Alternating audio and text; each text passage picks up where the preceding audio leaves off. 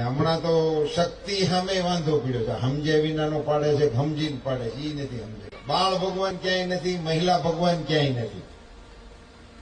આ આપણા દેશમાં જ છે, ભારતીય સંસ્કૃતિમાં છે. અહીંયા સનાતન ધર્મનો ઉલ્લેખ થતો હતો, એ સિવાય ક્યાંય છે નહીં.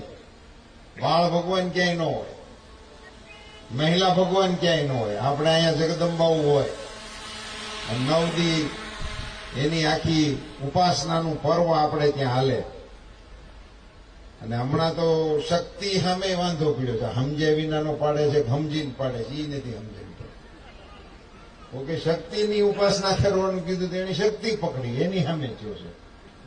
એટલે એવું બધું હાલ્યા રાખે આ દેશમાં. આ દેશ એવાના ભરોસે છે નહીં, વિરોધ કરનારાઓના ભરોસે છે નહીં. આ દેશમાં કે દિવસે રાવણે હરણ કર્યું હતું તારીખ નથી રામાયણમાં. કથાથી આપણે જાણીએ છીએ સીતાનું હરણ કર્યું હતું, એ તારીખ હજી કોઈ જાણતું નથી. પણ જે દીનું હરણ કર્યું તે દીના પૂતળા બાળે હજી બંધ નથી થયો આ દેશ. આ દેશ ભૂલતો જ નથી. અમુક અમુક ઘટનાઓને આ દેશ કોઈ દી ભૂલતો જ નથી. એમાંથી પરંપરાઓ નીપજે છે.